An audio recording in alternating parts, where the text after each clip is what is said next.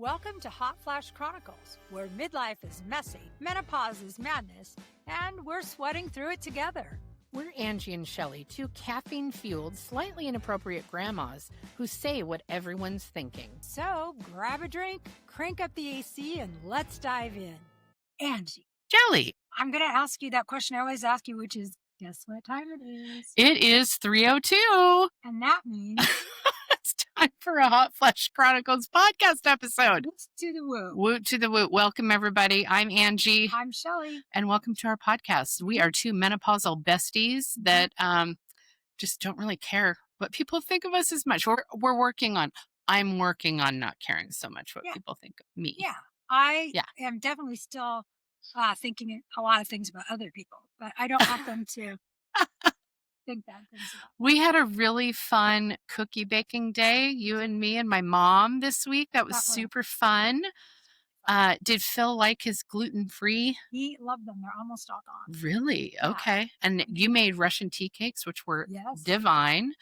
And my mom did our German S cookies that are like a shortbread dipped in chocolate. And then she did like chocolate kiss inside a chocolate peppermint cookie. I did the chocolate peppermint shortbread dipped in chocolate with candy canes. And then I did a biscotti, an espresso biscotti. That was really good. And then the stained glass ones. Yes. Those are so good. I got those from my friend Sherry. I got the recipe. This isn't a podcast from us if we don't talk about food. It's just not, doesn't matter what the subject is. We're going to review the week in food. My point is we had a really good time. We did. It was super fun. So while we were making cookies, I think it just came off the cuff, which is what we do. We were talking about AI, and if we had an AI generated version of ourselves that could go out there and do tasks and chores for us, I can't remember why that came up, but it was like, I don't want to be mixing this dough. I wish there was an AI bot of me, blah, blah, blah. They could do this, girl. And I turned to Shelley and I was like, oh, it sounds like a podcast episode. AI is all the rage right now. Yeah. And probably until the end of time. Yeah, now that it's here, it's not going away. It's just like people thought the internet was a phase. Right. It's not going away. AI is not going away. Everything kind of evolves. And I think this is part of the evolution of society and what's going to be happening in our work lives, in our personal lives. And if I had an AI version of me who could go around, you know what, just dress her up as a maid, give her some of those gloves, because I'd have her You're do welcome, a Phil. lot of my housework. Not the sexy maid. No. This would be the maid who's going to get down with a toothbrush and clean grout. Yeah. Sorry, AI me. Definitely cleaning. Yeah. And organizing. Making phone calls for me because I have phone anxiety. So if I actually have an AI receptionist now. Yeah. How cool is that? Yeah. So if you call my business line, it'll say, thanks for calling Harmony Photography. My name's Rachel. I'm a well-trained AI generated assistant. What can I help you with today? And because I made her say, you got to tell him you're AI, because she's a little clunky, a little bit. She does really well though. And she's been booking clients for me. So she's like me. I don't hate it. That's how I'm. Yeah, she's awesome. So I would definitely have somebody answering my phone calls. Yeah. Well, I would want somebody to be like, to me, that would be kind of like your personal assistant in a way. If they could keep your schedule, like keep my calendar for me, tell me when I have to be there. Could they be your driver? Could they drive you? Sure. Be your driver to get you to appointments? I don't know if I want an AI driving me, but I kind of do. Well, some of those self-driving cars, that is what makes them run. Dude, the car we rented in Texas when we went to visit my sister, it would steer itself. Yeah. It would steer. But if you took your hands off the wheel for more than like 4 seconds, it would eke at you. And then it could tell by how you were holding the steering wheel if you were getting sleepy, because it kept flashing a coffee cup and it would say, need to take a break. And I'm like, bitch, I always want coffee. Don't be flashing coffee at me when I don't have a coffee in my hand. I feel like that would mean you need to stop and get some coffee. If somebody's flashing, oh my God, I'd look at it. It was the first time I was like, why is it flashing a coffee mug at me? And then it said, do you need to pull over and take a break? And I was like, did you hear me yawn? How? It heard me yawn. It heard you. Oh, but it'll, even if you're on cruise control, the car will brake. It needs to have a little espresso machine that pops out and brews you a fresh cup right there. Are you listening, Ford? Are you listening, Toyota, Chevy? Everybody out there. All of you car making people. Just a little magical an espresso machine that pops out. You're welcome. We will only ask for $1 million each for that idea. It's going to make you billions. So, trillions, gazillions. We just want $1 million each. 1,000,000%. And if you want to know how we'd spend it, listen to our episode a few episodes ago. If we were billion. I feel like that's probably how a lot of people would utilize an AI, Could have it do research for you. Yeah. Fold laundry. There's things that I like to do that I want to do. Well, you could take it over if you wanted to. I just don't want to clean everything up afterwards. I think most people don't. Like, I love cooking, but I could be like I made French onion soup yesterday, which slapped so hard. It was like with my homemade sourdough. You can food information.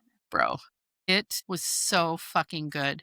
My mom has a secret for how she makes her French onion soup, and I'm going to be telling it on my TikTok and Instagram.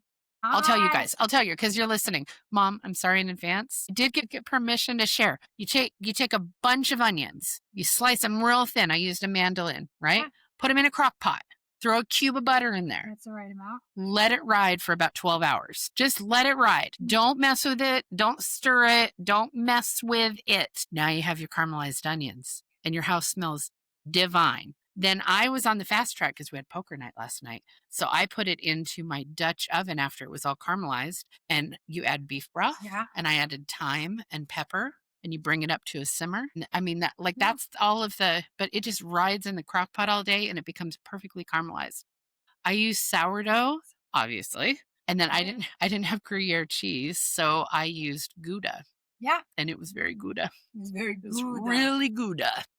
So anyway. This is our AI chat / home recipe. Sorry, Mom. Sorry, Mom. That sounds really good. Anyway, I would have loved to have an AI assistant slice all those onions. Yeah. But I also learned a trick on TikTok. If you're slicing onions and you get the crying thing, because my eyes get all swollen and gross, if you put a wet paper towel on the cutting board, it will absorb the acid. As my eyes were swelling and stuff, I was like, wait, that lady said a wet paper towel. I put it down there, not another tear. Wild, right? That's a good hack. That is a good hack. You're welcome. I will also take $1 million for that idea. I'll take 50,000 because I was just sitting next to her. I was just there by association. Laura. I would have loved to have an AI assistant slice the onions for me because that was tedious and do the dishes, maybe. But I enjoyed the cooking part of it. I don't want to just sit on a couch all day and let somebody else do everything for me. But I don't want to drive. I don't want to clean the bathroom. God, no. And I don't want to clean up after the chihuahuas. Oh, yeah. There's a lot of chihuahuas. Could you get an AI version of you to potty train a dog asking for a friend? Why not? Like, let's give him that fun task. Yeah. My little Ahsoka, she was my sister found her on the train tracks in Texas, and she's a very skittish, traumatized, timid, apologizes for existing constantly dog. She has proven to be impossible to potty train because you can't correct her, and she will not. Have you guys ever heard of this? She will not pee if she's on a leash. If she goes on, I don't care if it's an hour-long walk. I mean, same. I've never met a dog that didn't mark, but this dog will not mark if you take her on a walk. So, the thing, like, take them out in the yard on a leash, she will sit there for 2 hours. I've tried it. So, anyway. Who's making up for that for her? Chevy, my dog, who marks everything. Yeah, that's fair. Maybe he could teach Ahsoka. Yeah, he'd probably mark her while she was waiting around. I don't love that idea. No, he's disgusting. No, he's not. He's a perfect angel and has done nothing wrong ever. I stand by it. There's probably some marking at your house and you haven't found it. Anyway, I want an AI version of me to potty train my dog. I mean, I want the AI version of me to do all the dirty work that I want to do, which is why it's good that can't happen because it keeps me humble. But someday, I don't know if it's going to happen in our lifetime. It's going. I have hope. It's heading there. It's heading. Good and it's bad. I saw a video of a guy who had like it's one of the first AI robots. It's not a version of him, but it's like a robot, and you can tell it to do a task, and it was like supposed to cook something, and it's just like dropping shit everywhere and breaks glasses. He was like trying to tell it to stop, and it wouldn't, and it was like destroying. It was breaking stuff. I don't. That may have been it. That sounds like Cam. Yeah. Yeah, I think that as with many modern inventions, when they first hit and start kind of becoming a thing, there's people that get very excited about it and they're like, oh, progress, this is so cool. And then there's people that kind of get paranoid a little bit and think, they get pissed about it. It's going to take away humanity. It's going to take away. Right. Which, so does all of the shit that gets invented. Yeah. Like, it's I think both sides of everything this. takes away some humanity and creates convenience, right? Like anytime you invent something, it's either to save time or make money or do a task. Like things don't get invented because there isn't a need for We didn't them. used to have dishwashers, and look how much we love those now. I know, but think of all of the time that we used to spend In over doing the that, sink and the character building exercise that was. No, I couldn't even get that out. I yeah, couldn't even get that it's sentence out. gross. But it's just that there's always like this controversy about, is it good for us? Is it bad for us? And I think in the end, it usually ends up that neither version of that is that extreme. Mm, Like I feel like it typically integrates in and kind of lands somewhere in the middle, and then we kind of acclimate to whatever that is. that's fair. So because there were things like people didn't want home computers. Like a lot of people were like, what would I ever do with a home computer? I don't need a home computer. Or when the first computers came out, we'll never need more than 1,000 kilobytes. Right. Nothing's ever, that'll hold 2,000 documents. Why would we ever Never need need more more. memory than that or more storage than that? Yeah.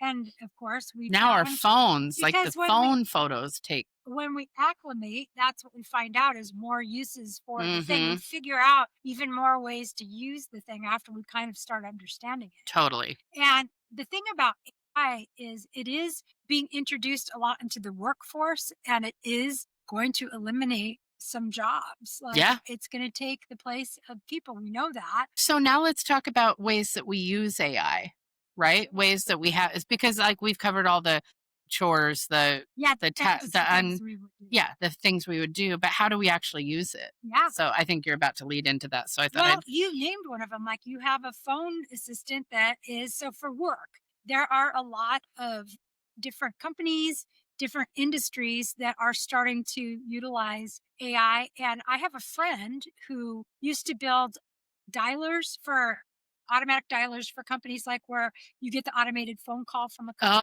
okay. So that used to take a human programming something, Sure. doing it, and writing code and doing all the stuff to make that thing automate and be a part of your business suite, like your telephony services is what that's called. I know, Whoa. big word. So it's a call center thing. And it requires less people after you put one of these phone trees in that's an AI. Well, now he was saying, that used to take him a few weeks to build one out. Yeah. He goes, now I can put the parameters into Chat GPT and it will build a dialer for me in like 3 minutes. So that was a job a person had who now, if you just know the right way to prompt it, you can do it and bypass the middleman. So I think we're going to see a lot of that happening where we might see people's jobs, even in technology, being replaced by this AI. You're still going to have people who understand how to give the directions. And that's probably what we'll all be learning is how do we get the best prompts to get the result for the thing we want. Yeah, the prompts are key. And like my husband is a software tester for Starbucks, and he said he's using AI daily to write programming scripts and Yeah. like to write program because you can actually write like a computer program. Yeah. With AI, you can build a website with AI. I mean, there's so many things. Well, I use it every day.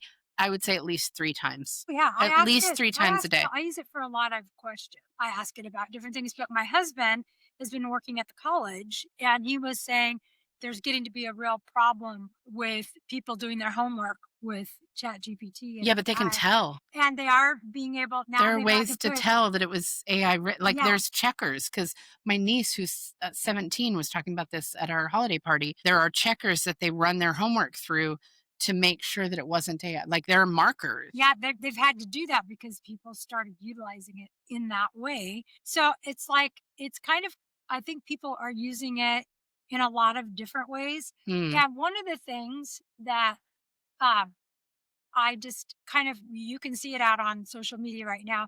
There is a lot of video and photographs and things you can Video's hard. manipulate. Or, yeah. I'll tell you about that in a minute, but I want to hear Yeah, your I've story. seen I've just seen some of the social media sites now sorry. When I'm going through, they've created video on AI. I think it is more sophisticated, but now they've had to start seeing it because it'll be cute animals doing something. You think, Well, and it has a watermark unless yeah, you that pay a doggy and bucket that of money for kitty it. did this thing together and that was real. So we're starting to see it get into social media, and there is a thing that's gone around. There's all these different viral backgrounds and things you can do where you put yourself. I have a quartet, hot notes quartet. Yes, you do. And we do AI pictures a lot of time. We'll put scenarios up, like we did one of us singing carols to reindeer. Oh, I saw that. That was super cute. Yeah. So but that was a photo, right? Not a video? That was a real, it was a photo. Okay. So there are ways we can do that. People have real feelings about if that's good or bad or indifferent. And just like anything new that starts becoming a thing. Right. So you had put out a couple days ago the prompt of you wearing this snowy thing with the candy cane. Yeah, that's a big one that's gone lollipop, and you had some pushback, or you saw someone who was giving pushback. Yeah, it went viral. Like everybody's doing it. Probably not yours, the trend. Yeah. The trend was viral, not me. God. But everybody was doing it, and the prompt was written very, very, very, just with the minutest of details. And it was like 7 You have to be hella specific. To make it not change your face and stuff, you have to be very specific about that. So there was some pushback saying it just got real divided results. Like a lot of people loved it and did it because it was fun and it's the holidays and put yourself in this white sparkly jumpsuit with candy cane. It's all for fun. And then there was a lot of people going, it's an unrealistic expectation of what women's bodies are. And we're trying to cookie cut it and make everybody think that women have to look like this. And so you're always going to get that. Like, is that a good thing? Is it a bad thing? Is it just fun? Or are you actually hurting people? Is it not feminist? Is it feminist? And it's like this whole idea that AI could be invading our world in such a way that you could catfish people. Right. Like, that you could create a you that doesn't exist. So I'm a photographer by trade. Like that's what I do. That's my full-time job. But I did it. I know that there's a place for AI images, but there's also a place for proper portraits. So originally when AI was starting, I felt that squidginess of feeling threatened by that. But I know there's no way AI is going to create an image of Shelley the way that I could, right? It has its place. It's fine. It's fun. And I saw some photographers in some of the photography communities saying, guys, don't back this trend. Don't use this prompt. And I'm like, why not? Hello, here's the news flash. It's out there. People are going to use it. Yeah, it's whatever. Because if I don't do it, it doesn't mean that it's not going to be viral anymore. It's whatever. Like it has its own little purpose. I like the image it came up with of me, but it wasn't realistic because I don't look like the way it portrayed me. Yeah. Like it gave me a perfect little plus size hourglass figure, which I have more of a rotund midsection than it depicted. I'm more voluptuous. I'm curvier than the prompt thought I was, which is neither here nor there. But it was super cute. Well, it was super cute. Here's the thing. And I love that my mom was like, or you could hire a good photographer. Right. Yes, Mom. Thank you. You absolutely could. Absolutely could. I think that the thing about if it's realistic or not, like, does it create a realistic depiction of you? And is it harmful if it doesn't? Is it harmful if it's producing, like, some of the things I was reading was saying it just spit everybody out into the same exact body shape. It didn't. There were variances. Mine was still plus sized. It was just more smooth. It was more proportionate. Yeah. In like an hourglass, whereas I'm not. I don't have an hourglass. Even when I was skinny, I didn't have an hourglass figure. Yeah, you weren't putting that out there saying, this is me on a dating profile site. Yeah. Like, you weren't trying to catfish people. It's like, here's what the AI created. I always say, if it's AI, something. Intention means a lot. And if you are using it with the intention of being fraudulent and trying to trick people, that's different. When I posted it, I didn't even enter my head that I could be putting an anti-feminist view out there, that I could be saying that I believe or support that women should all look the same or anything like that. I thought it was a fun holiday background picture where I wouldn't have to go to a full studio and pose. And it was cute. It was cute. And I didn't think. You're not going to hire a photographer for every image you want of yourself. Right. Right? Like, or else I could be equally offended that people take selfies and post them. Why didn't you hire me to do that? No, man, like each one of them has its purpose. Like, have fun with it. I did it. I thought it was cute. Like, I thought yours was cute. Of course, it's like, it is what it is. I use AI daily to come up with like captions for my socials, but I don't just copy and paste it. I use it as I use it as Template? inspiration. Like, I use it as like a starting point, and then I tweak it because again, it's obvious. Like I can tell, and Your words are right. manufactured. And I had a because I do UGC, which is user generated content, which is doing video for brands. I started doing that recently, and one of the brands wanted me to create a 30-second AI video. They wanted it to be an AI video, just to show, like, they're gonna say, like, you had to have an example of an AI generated video. And back to your point, I couldn't find anything that didn't cost a ton of money that would create a 30-second. They would all do 5 or 10 seconds. And I'm like, what? And the voice didn't match the lips off. It's not then perfect. Yes. I'm like, shit, I don't even know how to do this without, like, I'm not going to spend a couple $100 to create a 30-second AI video. Like, if you want an AI video, why don't you just do one? It. Yeah. Like, that's the beauty of it is, why don't you just do it? But so if anybody knows how to do 30-second that isn't watermarked, because like I use Sora, that's one that Kieran showed me, and it actually does pretty well at depicting me. You have to say a few numbers and you turn your head certain ways and it creates a character for you. And then you can say like me singing on a hilltop in Italy with my friend, and it'll create, but it's like it's really cool. It's a fun, I'm going to have you create one because then I could add your character into my videos. It's super fun. But it does have a watermark that travels around the video. So it's a 12-second video and it will start here, then the watermark goes here, then it goes here. So it's like, well, I mean, obviously it's AI generated then. And I'm pretty sure this company doesn't want it to be, obviously. Yeah. Right. Yeah. But it's fun. It's fun to play with. Well, I think this whole idea when it comes to is this hurting women, is it anti-feminist? Something we have to realize is that manipulation of a woman's image has been going on for a long time. They started Isn't makeup isn't makeup altering our images? It is. It's not you natural. So we've had makeup for thousands of years. For centuries. Whoa! Thousands? Thousands. There's been makeup for thousands of years. That's crazy. The Egyptians had makeup. They made it out of they use charcoal, right? All different kinds of berries and stuff to stain your lips. So it's been going on a long time. But even in a more modern era, they started manipulating photography in the 1980s.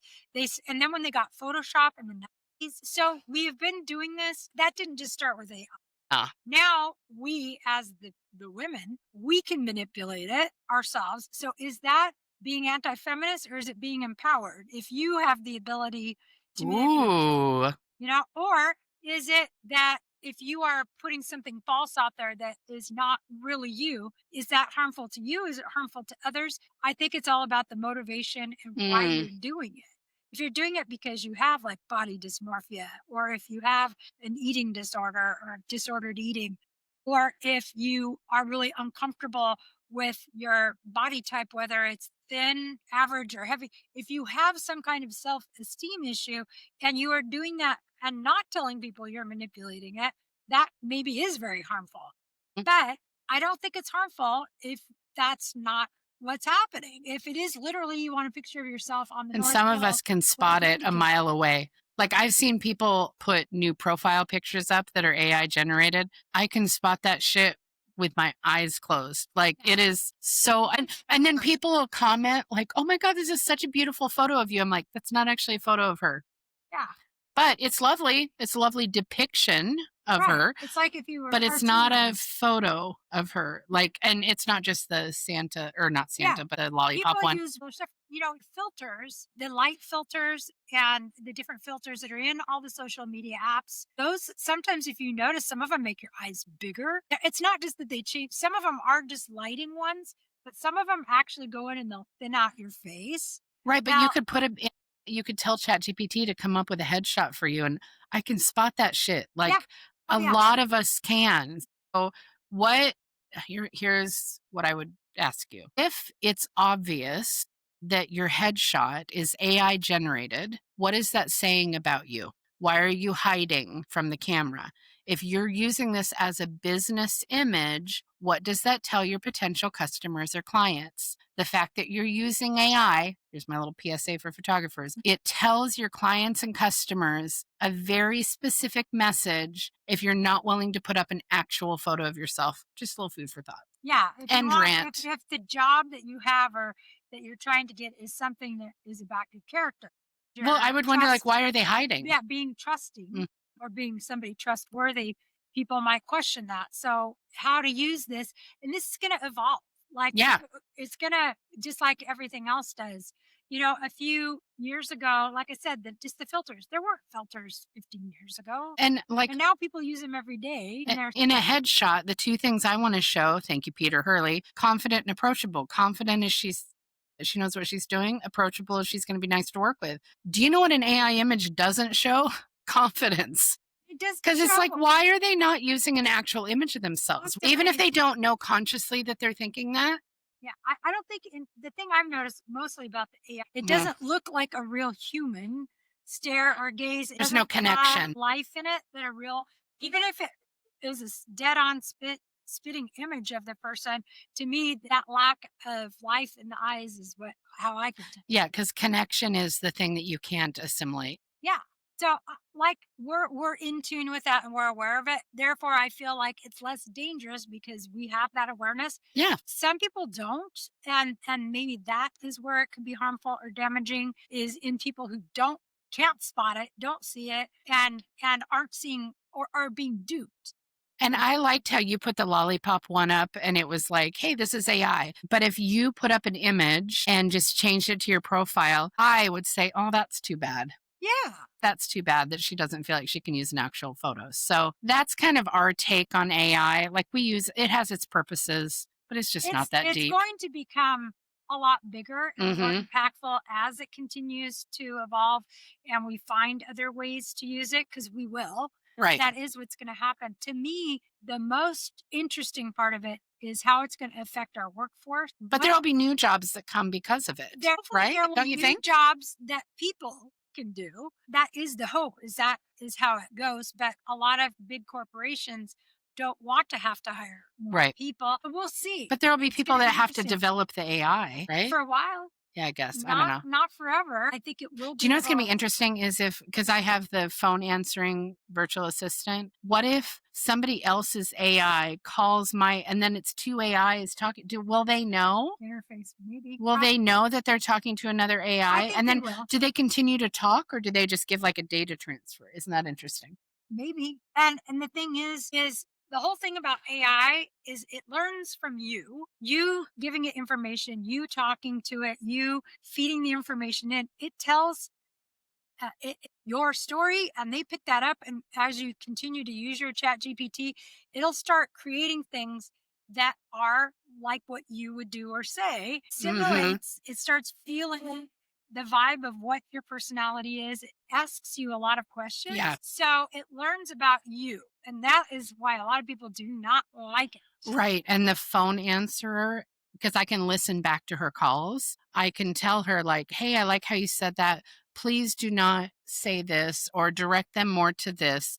Like, I'm able to micro adjust. I had my husband do some practice calls and pretend like he was a potential client. And then I was like, okay, I just overheard your conversation with Jeff. Here is what I liked. Here's what I didn't like. And then she's able to tweak it with every phone call. And she does actually change tracks. Right. So that's the thing that could be interesting is what if this has always been the thing about AI is will it start to develop independence and will it become its own thinking? Mhm. That's always been the thing. And who knows if it starts taking on human characteristics and understanding them and relating to them, who knows? Yeah. It's going to be an interesting thing. Stay tuned. Maybe this podcast will be developed soon.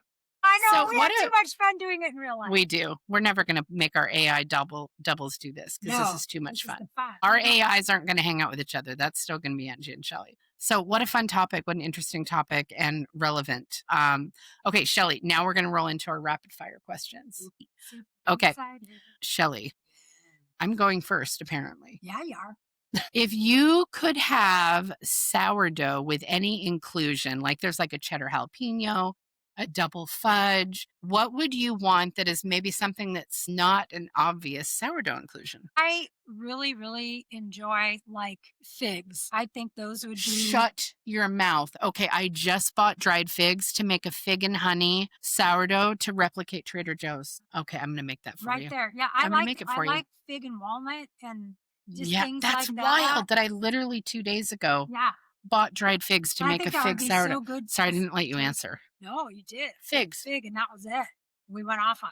Well, I'm going to make you some. Okay. Okay, your turn. I get fig sourdough, you guys. Okay, Angie. So as we go out, we're going out of the holiday season now. We're getting ready for the next big thing. Do you do New Year's resolutions? And if so, do you have one for this coming year? I have done resolutions. I don't usually stick with them. So I don't have one for the upcoming year. I think 2025 was a bit of a shit show for me, and I'm just going to throw a grenade on it and walk away. What I do have, I've done for the last like 7 years, is I have a word of the year that I will tap into and just make sure that I'm in alignment with that. So I will pick a word of the year for sure. I love that. We should do that in one of our. We should. Okay, so my second question for you is kind of similar, and I thought of it before you said that. Do you do vision boards for the year? Do you do something that's like a visual, like the things I'm going to aspire to, or like your goals for the year? Do you do a vision? I haven't ever done one really for myself. Whoa. But I've absolutely done them in like quartets and groups like that. Where you cut the magazines out and stuff? Yeah. Or you can take pictures and put them up. I think they can be very helpful. And it's always interesting to go back and look and see how much of it manifested through doing that. So I think they have their place. Yeah, for sure. Yeah. I like them. They can be valuable for sure. Okay. So now I get one more for you. You do. It's got to be the food one. It's got to be. Got to be. We are going to be going to Italy. Oh, yeah, we are. A few months. And I know one of the wonderful, they have so much good food in Italy. Best. I'm going to go with like sorbetto. Gelato? What? Pistachio gelato. Pistachio. It is so fucking good. My daughter-in-law, AJ, actually, when we went to Roma, when Jeff and I went to Rome, AJ used to live there, and she told me her favorite gelato bar, and she told me what to order, and it was pistachio and I think Nutella maybe, but the pistachio gelato slaps. Okay. It's so good. It's not just like pistachio ice cream. It is next level. Yeah. Okay. We're doing it. We're going to have gelato. Or gelato, apparently, for a second. You had it all. You had AI, you had food, you had the recipe for onion soup. You probably just made me crave ice cream. That's why we're here. That is why we're here. What we do. You're welcome. So thank you so much for listening. It means the world that you choose to tune in to two besties just sitting here shooting the shit with each other. If you have a moment, we would love it if you would like, comment, share, subscribe, and give us that elusive 5-star review. 2 thumbs up and 5 stars. That makes 7, which is a great number. Thank you so much, and I hope you're enjoying your season, and we will see you on the flip side. Ciao. Ciao, ciao.